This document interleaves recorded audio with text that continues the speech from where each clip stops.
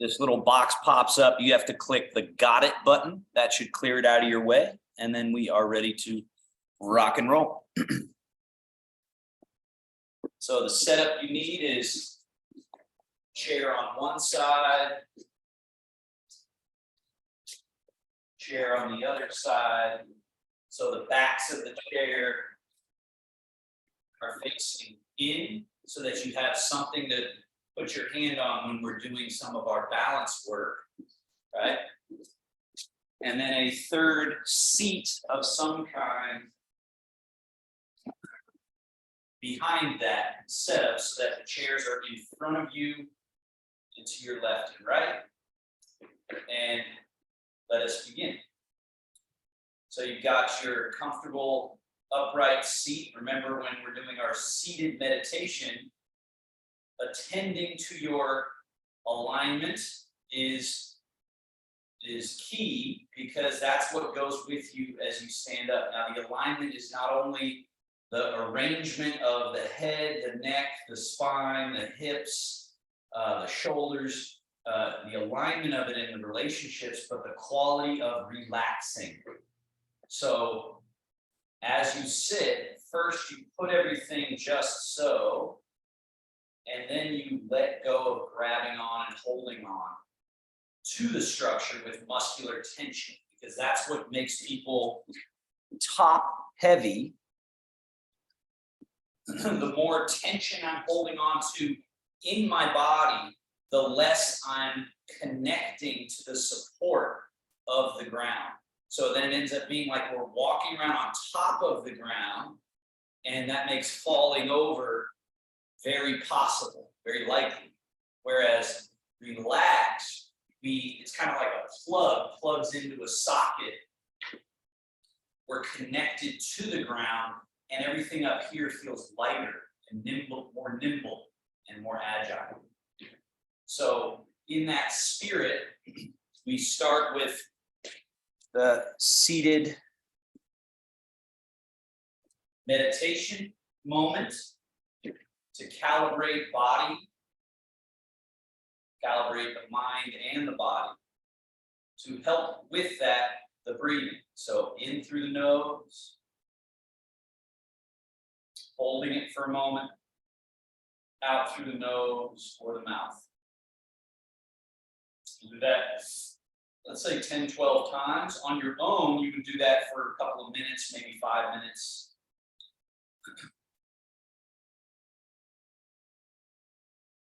So with this aligned structure, relaxed musculature, and then the breathing expands on the inhale, right? Feel that opening up of the spaces in the body. Take your inhale in, really fill it up, and then exhale, let it melt tension out, sort of sinking and releasing and melting that happens with every exhale.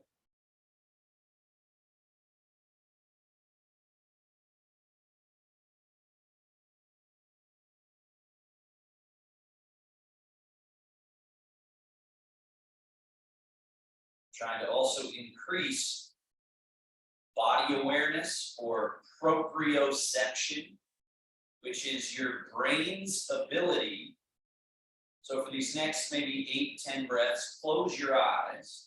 So have your eyes closed, right? And notice you have a certain sense of your body. You have a certain sense of where you are. You have a certain sense of where your shoulders are in relationship to your neck, right? A certain sense of where your arms are, legs are. Just try to notice, are you slouching? Are you tilting? And try to do it again via sort of internal awareness from your nervous system, sensing what's going on throughout the body.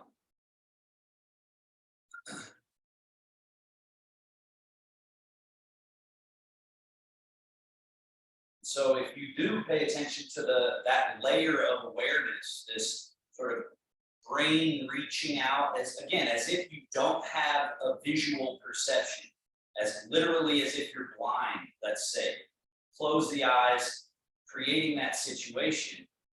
And so your perception doesn't just disappear, it goes through your body, it seeks out information from your limbs, from your joints, from your tissue. So we want to train that. We want to train our ability to sense our bodies and sense where we're slouching, where we're tensing, and where we're sort of numb, you might say as well. So now to improve body awareness, that's where this joint mobilization practice that we do all the time, that's where this helps, right? So now from your seated position, slide your hands back, elbows back, shoulder blades back, lift the chest and lift the chin up. So we're going as far in this direction as the body should go. Then we do the opposite. Slide your hands forward, drop the head, hollow the chest a little bit, and round your head. And reverse it again. So we're getting data, getting information. We're saying, okay, how far back can my shoulder blades go? My arms, elbows. How much of lifting through the chest and head feels good? And then go the other way. How much in that opposite direction can I go? Let's do that twice more. So this is improving our joint relationships, our tissue status, right? It's helping to sort of work the tension out of the tissue and structure. But it's also giving our brain and nervous system the data, the information, the locations of everything. It's showing us, okay, there's my 24 vertebra, there's the shoulder blades, there's my head and neck moving. Now, as you finish this last time up, let's just settle back to that seated position. And ideally, what should happen, this upright seat, what should happen is it should be a little more precise. You should be able to locate your middle and your neutral position better, right? Because usually you come in, we're a little stiff, we're a little slouchy, you got this going on. But by moving through this range, then we can go, oh, there's the middle. With that exact same idea, let's do the rotation. So left hand goes forward, right hand and elbow back, and turn. So just rotate a comfortable amount to your right, then switch, turning, comfortable amount to your left. So same idea, we're working on multiple layers of benefit, simple exercise. The structure and tissue are becoming a little more aware, right? Because we're moving these joints and muscle. But also, again, the nervous system's getting the data about, oh, here's the edge of my range this way, and here's the edge of the range that way. So we're sort of mapping, we're improving the map. Let's do one more. As you turn to your left and finish, come back to middle and just take 3 breaths in the middle. So again, this should be even more precise. Now, your neutral position, even more precise than it was when we started, because we got more information about how to sort of triangulate middle, neutral. Same idea, but now the lateral move.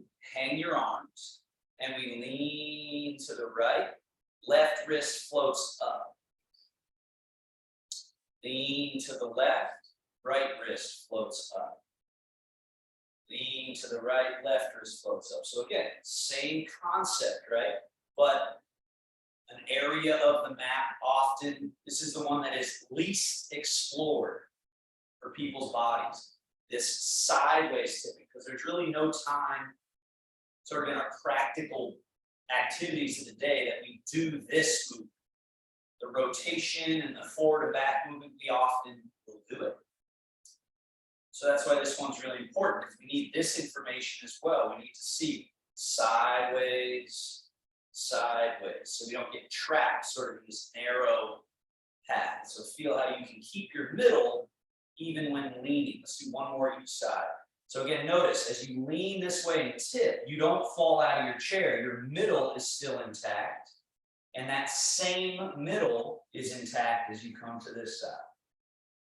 And then let's make our way back to that middle in neutral position, 3 breaths. So even if all you did at home every day, multiple times a day, as a sort of calibrating practice, was sit upright, breathe, and then do these first 3 exercises before you move on with your day, I guarantee you it doesn't hurt. It helps. It improves your sense of middle and center, which is really what we're looking for when it comes to balance and gait. It's this feeling of middle. That's the feeling that we're looking for, right? Rather than what other people think of balance as like an amount of strength in the leg. It's not really that. It's more about everything flowing and everything smooth, and that we have a nice awareness of our middle. All right, and then let's just loosen up extra tension in the upper body, arms hanging. We go both shoulders shrug way up, all the way to the top. So let's just hold them here for a moment and really test how high can you go. So a lot of times when I'm working with people, they think they're at the top, but they haven't even gone halfway. So find the top, right? And then melt and find the bottom. Same idea. People stop sort of somewhere in the middle rather than fully releasing shoulders, mid-back, upper back, chest, and arms. Again, shrug up and squish all that tissue up there. So we've all heard that saying, you're carrying around a bag of bricks, put it down, right? That people often say that idea about like emotional stress or baggage, right? Go ahead and release it down. Let's do that twice more. So here we're going in and we're exaggerating what it's like to hold on to tension so that we can tell the body how to let it go, training ourselves in letting go. One more.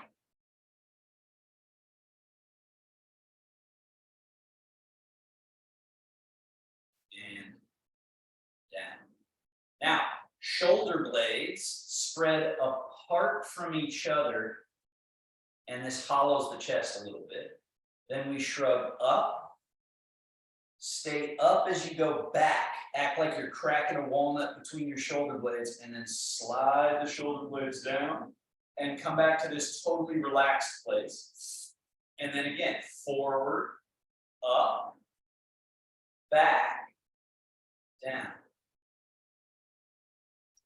Forward and up, back and down. So again, we are cleaning out stagnation, muscle tension. This idea that the muscles get glued to each other when they're supposed to be able to just slide and move like butter. That's the term in Taoism. Sung means soft, supple, pliable. Picture a baby. Picture a baby's body, right? And let's go back the other way. So, of course, a baby isn't very coordinated and can't really stand up on its own, right? But over time, they gain that ability. But we want to keep as much of that soft, supple, loose, pliable, adaptable qualities we can. Last one. And bend the elbows, bring the hands up. Now we flare the elbows out and up. Bring them down right alongside. Bring them around in front and squeeze. And then elbows down, out, up, down, around, in front. One more. So again, all this is just polishing out places that are usual suspects for unnecessary stagnation and tension. Elbows back. Elbows down, forward, up. Forward, down, back. Down, forward, up, forward, down, back. Last one. So this human body is amazing. It's an amazing apparatus. Bring the elbows down. Let's float them out to the side. One above, one below. Wrap around your body and hug yourself. Try to really squeeze, crawl those hands around. And then elbows out to the side. So again, because the body, let's switch, because the body is such a marvelous vehicle, has all this potential for interesting movement. Just picture a dancer, right? So a ballet dancer or a modern dancer or a martial artist, all the different movements they can make. And then picture how many of those movements your brain and body can do, right? And it's probably not as many as you'd like. And so the practice of trying to go through all the potential ranges so that this brain and body retains that good connection. Elbows down and hands on your thighs. Now let's get our legs. Load up. So you bring one knee up, the heel draws in a little, then push the foot away.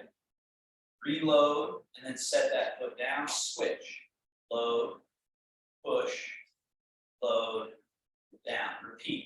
Load, push, load, down. And we start with simple movements.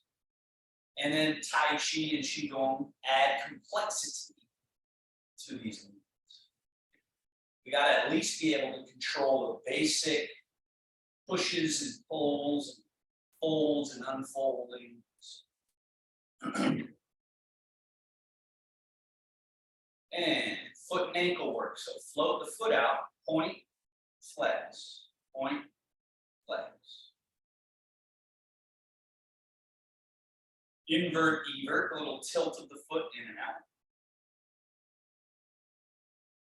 Circle.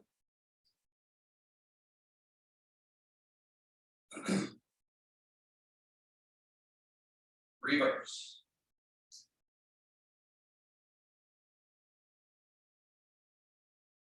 And other foot, point, flex.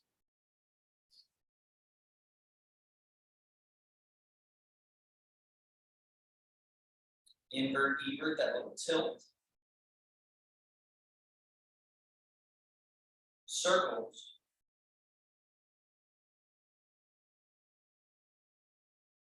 And reverse.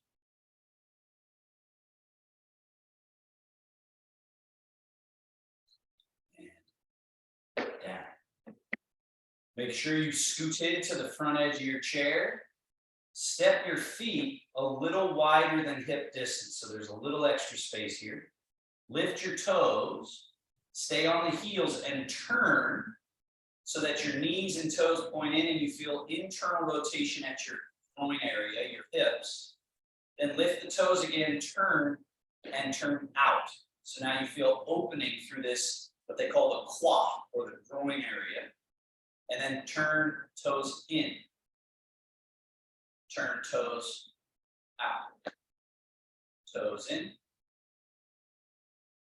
out. This is external and internal rotation. This is one of those movements people do quite a bit less than they ought to in life, because we don't practice movements like this. These are movements that you find in martial arts, in athletics, and in dance. All right, and then bring the legs back in.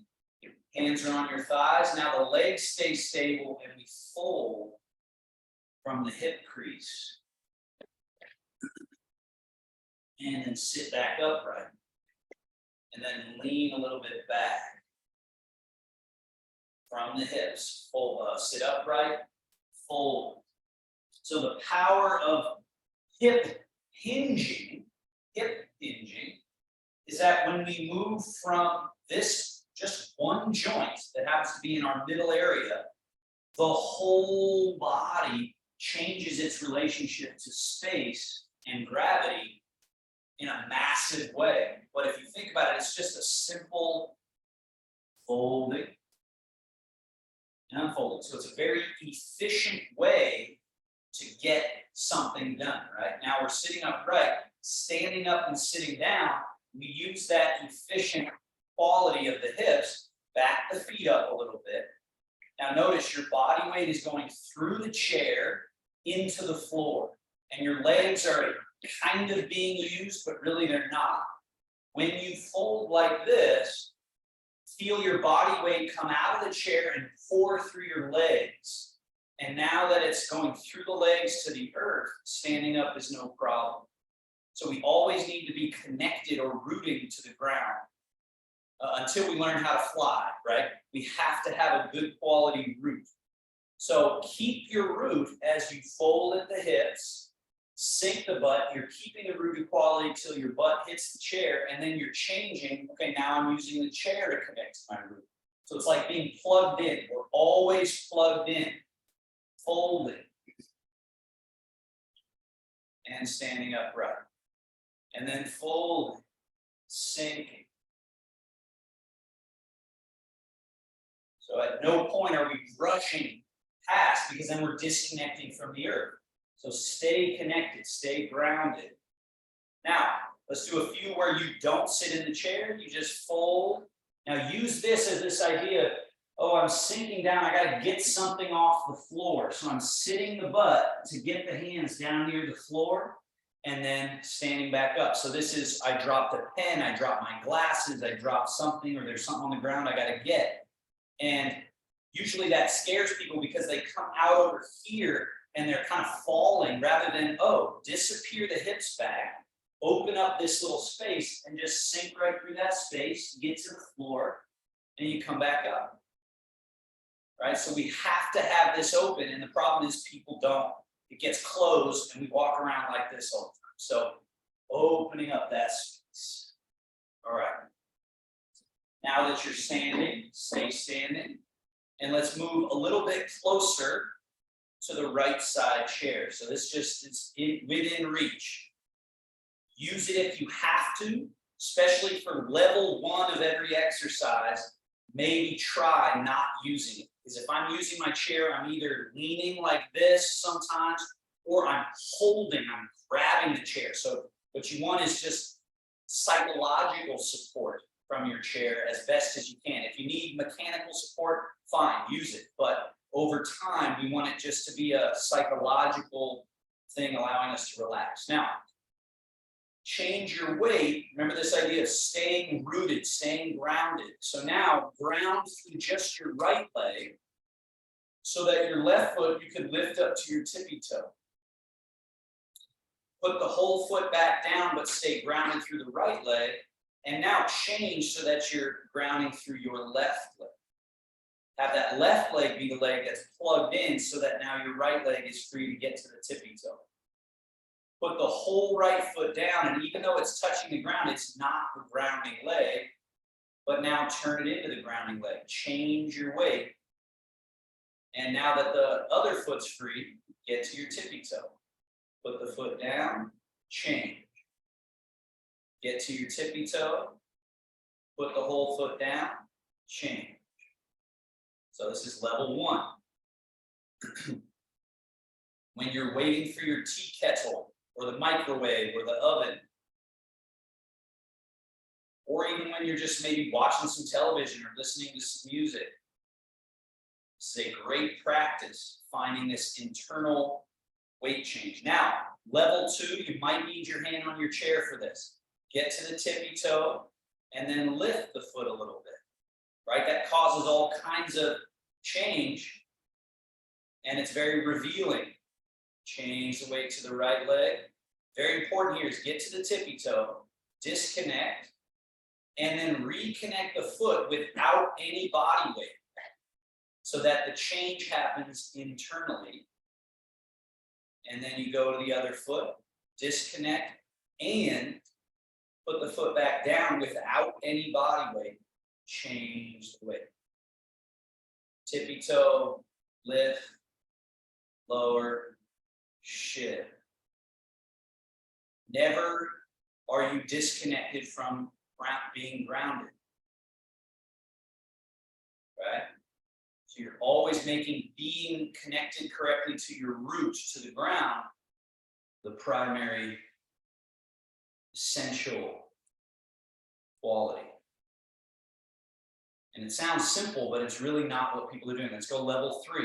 So now, not only lift, again, you might need your hand on the chair, but try to get that knee as high as it can go structurally. There's a point at which it's not coming any higher because the body's not built for that.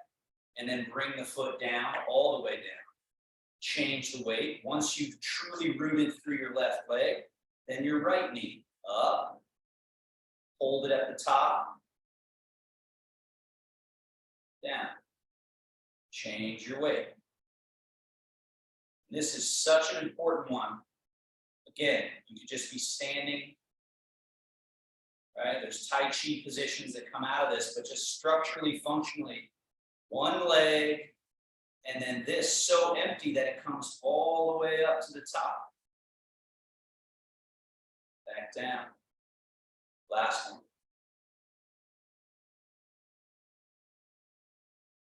So you practice these types of things regularly, they can't do anything but help.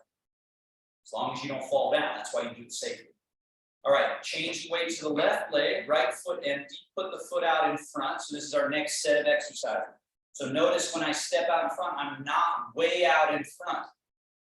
Start small and work on the most important skill, which is changing. So shift into your right leg and then back into your left leg. Teacup on your head should be, could be undisturbed. Right? Because if I turn sideways, you can see my upright quality doesn't change as I go down through this leg and down through this leg. I'm not leaning and leaning. I'm not adding a whole bunch of extra activity. This easy quality. Primary direction of changing leg to leg is down. So it's down through plugging into that right leg, down through plugging into that left leg. The whole time I'm staying soft, relaxed, and stable. This is level 1. Let's go level 2. You might need your chair or not. When you are on the empty front foot, lift from the hip, a little lift of the leg, put it down, shift. Once the back foot is empty, like a little flamingo, just bend the knee, toe touch down, shift. And Nancy, do your best, if you can. I notice you tend to reach your arms back and grab them. If you need to, that's fine, but do your best to just let them hang so that you're feeling the center line rather than tensing up the body like this, right? But I know that there's movement sometimes happening, so do what you got to do. So lift, lower, shift. So the center line down through each leg. Flamingo, down, shift. Lift, lower, shift. Flamingo, down, lift. Now, level 3, you might need your chair for this. Knee as high as it can go. Heel softly touches down. Shift into that right leg. Now, heel to butt and knee forward and up as high as it can go. Reach the toe back with no body weight. Shift. Knee up. Heel down. Shift. Knee forward and up. Toe back. Shift.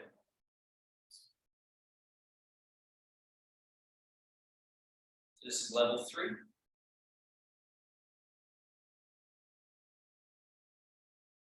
And let's switch sides. So bring your front foot next to your other foot. Shift into this right foot, side step. So now you're closer to this other chair. Put the weight through the right leg and left foot out in front. Just remember, comfortable, small step. Not way out here causing the body to panic. Just a very easy step. And shift into the left foot. Get to the tippy toe of the right. Shift back. Remember, primary direction is down. Soften and relax down through the leg. And then soften and relax down through the leg. There's a sort of quality of trusting the stability of the earth being represented by the floor and the foundation of your building, wherever you are. Right? Yes, if there's an earthquake, we wouldn't be able to trust it. But as of now, trust that stability, and you want to connect down through it. Connect down to it and let it sort of give you that rebound of support,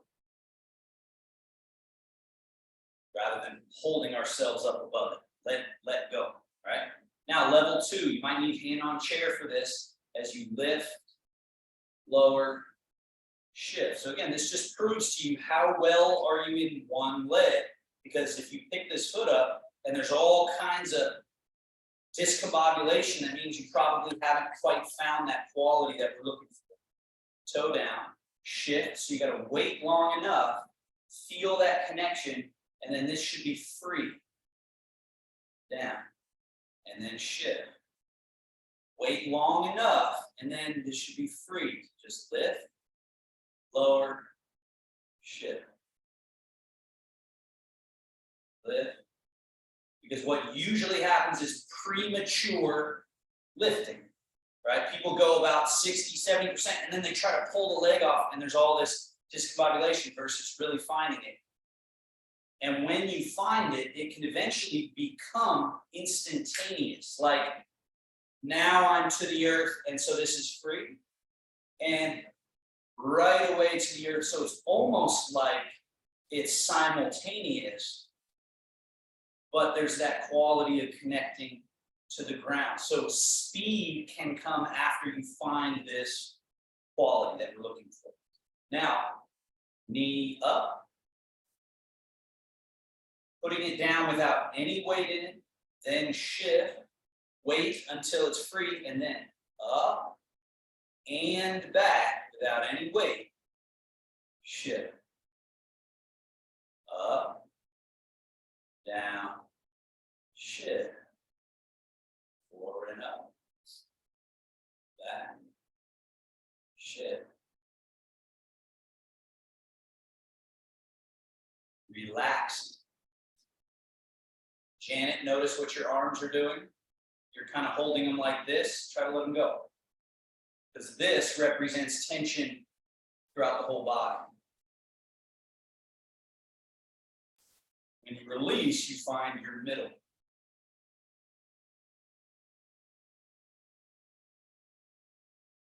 All right. Now, shift into your right leg. Bring your left foot next to your right foot. Shift into your left foot. Step. We're on this side again. Set up level 1. Empty the right foot, put the heel out in front. So again, small. Shift into your right foot. Left foot empty. Bring it forward and bring it back. So repeat this. So really see what I'm doing here. Back and forth. Empty the whole time.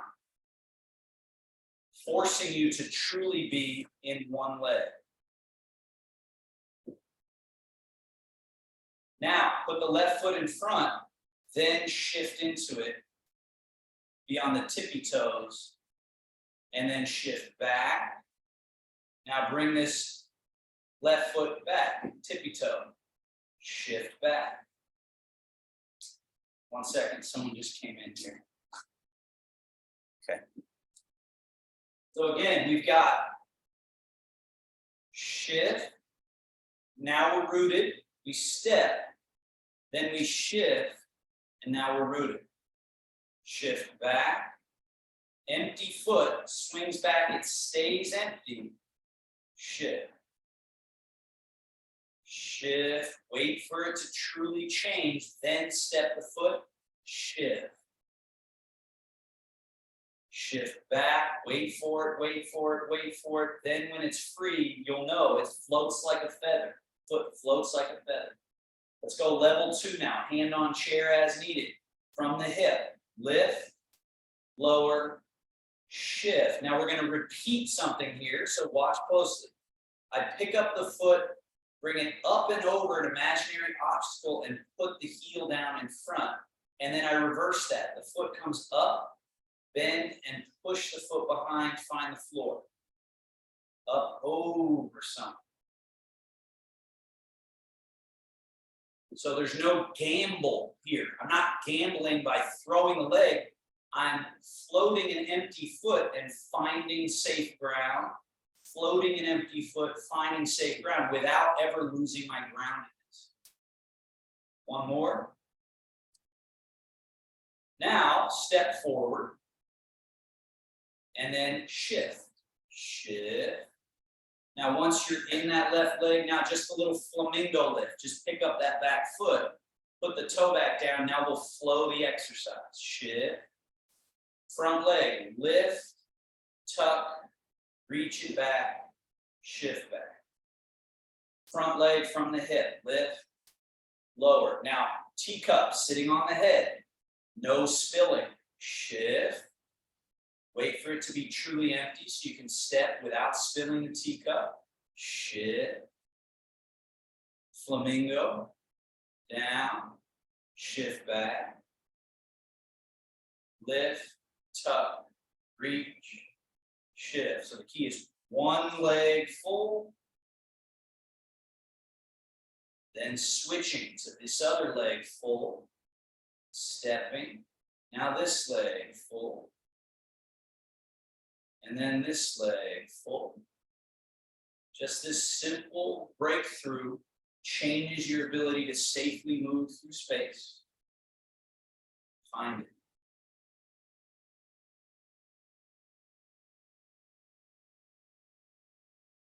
And then we'll finish with level 3. So again, hand on chair as needed. Lift. Lower. Shift. Now this back leg, heel, knee, foot, down. Shift. Bring that knee forward and up. Back behind. Shift. Knee, tuck the foot, reach the toe. Shift. Once more, level 3. Shift. Wait for that full established quality, then this should be easy as pie. Easy. And then shift. And then this should be easy as pie. Easy with no disturbance. Shift. Wait for it. Then it's easy. And back. Bring your right foot back next to your left. Change sides. Close to the chair. Use it as needed. Level 1. Change the weight to the right leg, left foot in front. Level 1 is shift. Now we just repeat this little easy bit. Foot forward, back. Forward, back. I'm going to turn sideways so you can see it. Forward, back. Forward, back. The whole time it's empty, and the whole time I'm established on this leg. Now, continue. Flow the exercise. Step, shift, get to the tippy toe of this back foot. Now, shift, step, shift. Say in your mind, shift without stepping. Step without shift, shift without stepping, step without shift. And that gets us away from prematurely stepping and rolling the dice, right? We're going, blending, fluid movement.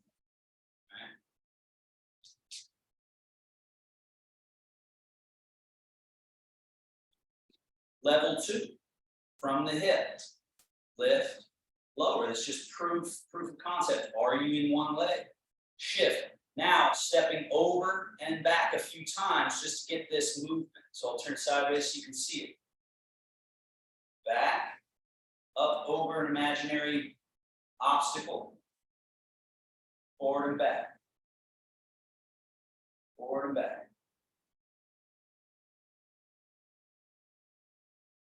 Now, the next time you step forward, continue.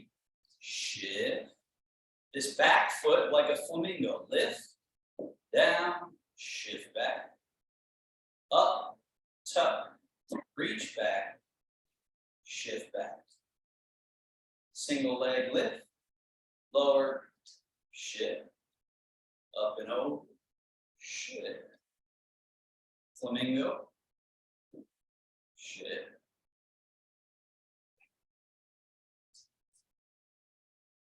Shift without stepping, step without shifting, shift without stepping. Pick up that foot down, shift, step, shift. Unbroken, rooted, grounded quality. So even as we transfer, we don't lose the rooted quality. It's a constant presence. Again, that's the other bit we're looking for. We're looking for our middle, and we're looking for connection to the ground. Now, level 3, up, down, shift. We go heel to butt, knee up, foot out, down, shift. Then we go knee forward and up, back, shift, and then up, tuck, reach, shift, up, down, shift.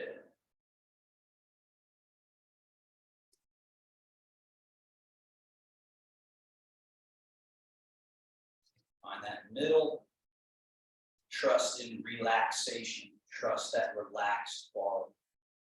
All right. Now, stay where you are. I'm just moving. You don't change anything. You don't change anything in your space.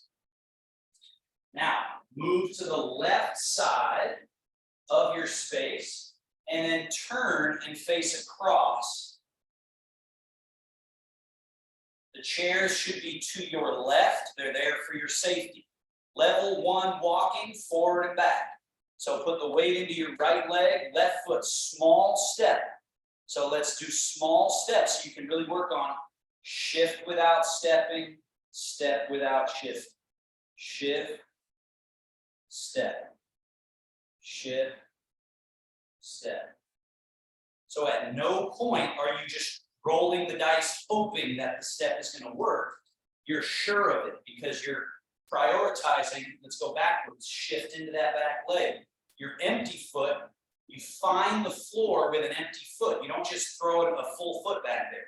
Then you shift and make sure you're grounded and then step back. And then shift into that leg. Remember, primary direction is down. So you step back and then the primary direction is down through the leg to the earth. And then you step and it's down through the leg to the earth. Let's do that again. Down through the leg to the earth, step the empty foot, down through the leg, down through the leg, down through the leg.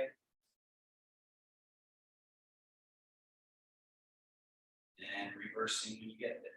The backwards is always a little scarier, right? So take extra time, be ready with your hand, but it's the same concept of empty full and never losing your groundedness and always having sort of relaxed uprightness. Let's go level 2. So you come over something, put the foot down, shift. This just really proves how empty that leg is, because only an empty foot and leg can step like this without creating a whole bunch of disturbance to your posture and your alignment and your upright quality. Now, remember, going backwards is a little trickier. Up, tuck, reach.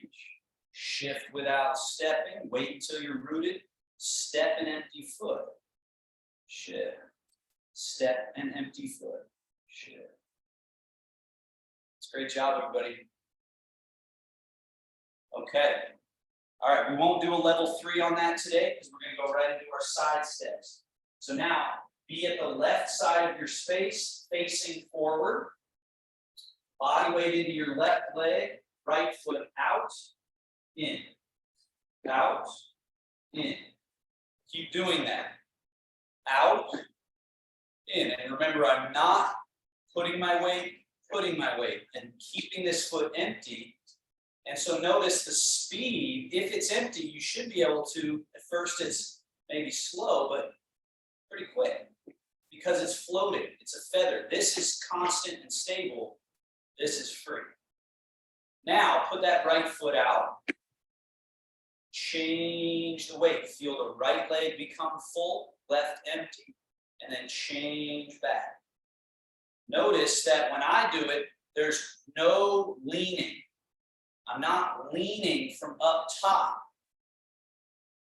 Middle. This is full, empty, middle. When you find and move from this middle, everything's easy. Everything is just efficient. But you got to relax to find your middle. You can't hold your middle. Now, stay in your right leg. Left foot is empty. In, out. In, out. If you feel that quality of stable and liberated, then you can speed it up.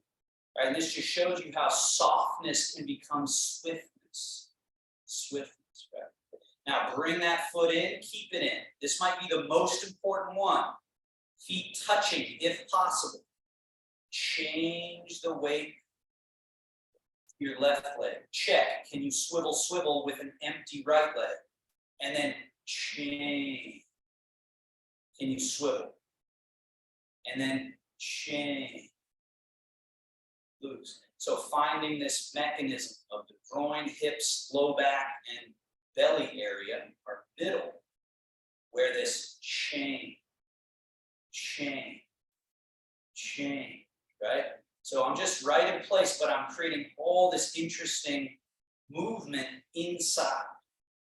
Now the weight goes through the left leg, right foot is empty, side step. Change the weight. Left foot empty, bring it in, empty, so it's still floating. Land it, then change. Step out. Change. When this is your full leg, you can.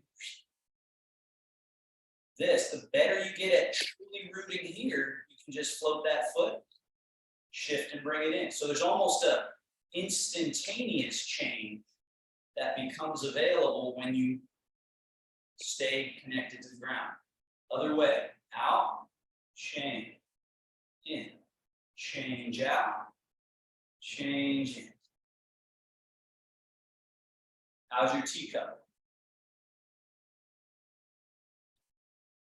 And notice this feeling of never not being grounded, always being grounded, rooted. So we're never unplugging and then replugging. In fact, the whole time we're plugged in, we're just changing which leg is the conduit. So that's where Tai Chi has this emphasis on down, right? And all this other stuff that might happen up here in this loose body doing Tai Chi moves and fancy stuff. It's just ornamental, essentially, compared to what's going on down here. Chain. And then even if we were to do more sped up movement, right? I'm staying grounded the entire time. All right. Finally, moving to the middle of your chairs. Empty the right leg. Turn the right leg out. Turn the right leg in. Right leg out. Right leg in. Couple more. Importance is not only the leg turns, but the hips turn and the chest a little bit to this corner and then a little bit to this corner. So it's not just the leg bone and the hip sockets, it's the hips on the standing leg that are free to softly turn and turn and turn. Turn. Let's go back to middle, change the weight. Left leg turn out, turn in. Also very important, keep the left foot empty throughout the exercise by being more and more perfectly precise in this right leg.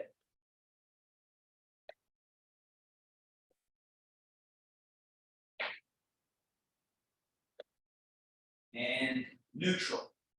Now we're going around in a circle. So right foot turns out, shift into the right leg, bring the left foot next to the right foot, and then empty the right leg again and turn it out. And then shift and step parallel. And then empty the right foot again and turn it out. Shift. So you should be now going all the way around. By this fourth one, you should be somewhere near facing back to forward, so you're looking at the computer screen again. Let's do it again. So it's a quarter turn to the right, bring the body along. Turn the right foot out, quarter turn again, 180 degrees. Right foot turns out, step the left foot next to it. Again, another, we're back, facing forward. Switch directions, empty the left foot, turn it, the body turns a little, body keeps turning, and then bring the right foot. Empty the left foot, turn it out, shift. Empty the left foot, turn it out, shift. At no point should you be in danger of falling. That's the intention, because you're always connected to the grounded, rooted quality. Go around a second time.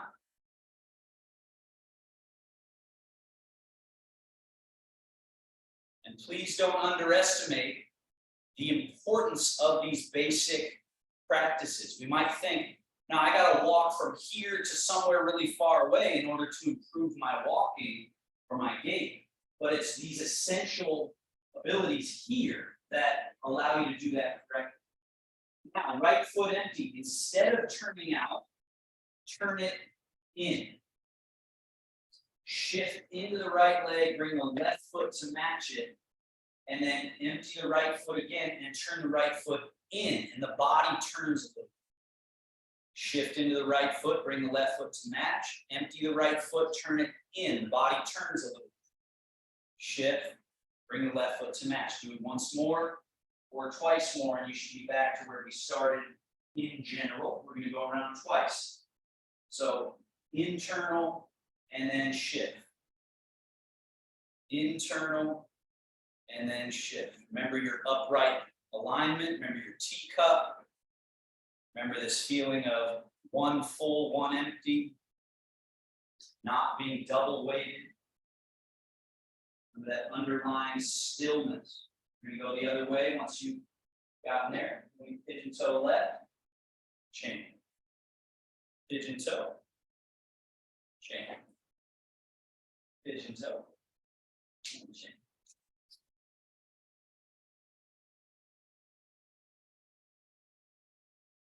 So for the nervous system, everything's being controlled from your brain out through the conduits, telling the body what to do. The more relaxed you are, the more precise eventually you can be. Less interference there is. And then finally, putting those two together. So now, right foot turns out, we shift and turn the left foot in. So now in 2 foot moves, you got 180 degrees. Do that one more time and you should be back to facing forward. So it's right foot turns out, shift, pigeon toe, and we're back to facing forward. Let's do that again. Out, shift, pigeon toe, turn.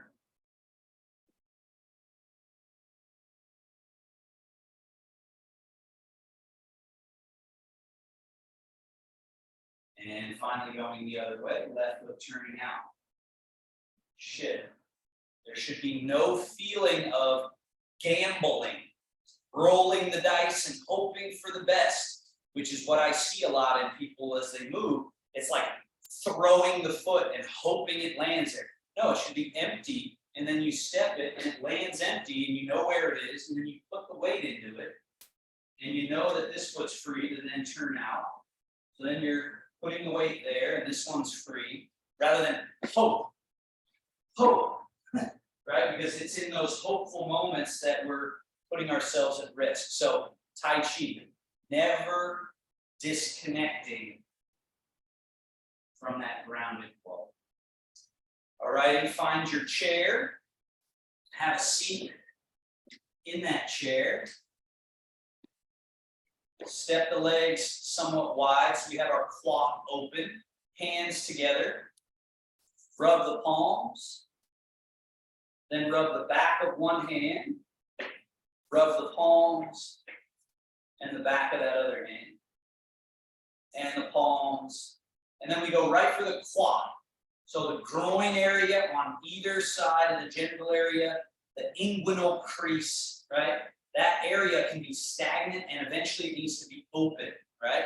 Let's go to the hip flexors, right at the front of the hips. Good to see you, David. Take care. And then come around to the tailbone. Rub up and down on the tail, come up the tail to your low back spine. It's known as the Ming Men or the Gait of Life, right in that area that gets so locked up and closed for people. We want that to remain open. And then we sweep down the sides of the legs, come around to the insides, and come up past the quad, past the genital to the navel. And we do it again. Quad, hip flexors, around, sacrum, tail, up to that Ming Men. And then yang channels or outer and back side. And then around to the yin, inner and front side. One more time. Quad. Hip flexors, those tense spots right there. Around, sacrum, lumbar, Ming Men. And sweep.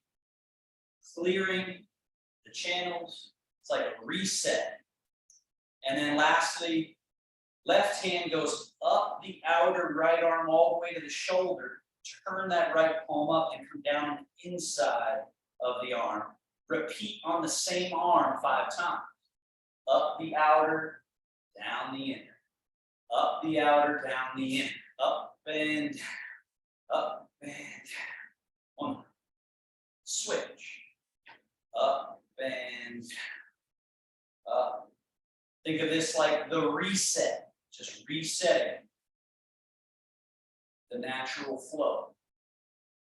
As was observed by the Chinese medicine people who developed, they saw and noticed that this was the natural flow. So we'll take their word for it a little bit. And finally, closing our practice. Sealing our practice. You got your belly button here. Place one hand over the belly button, other hand on top of that hand, almost like a cork in a wine barrel. 3 breaths, letting everything settle.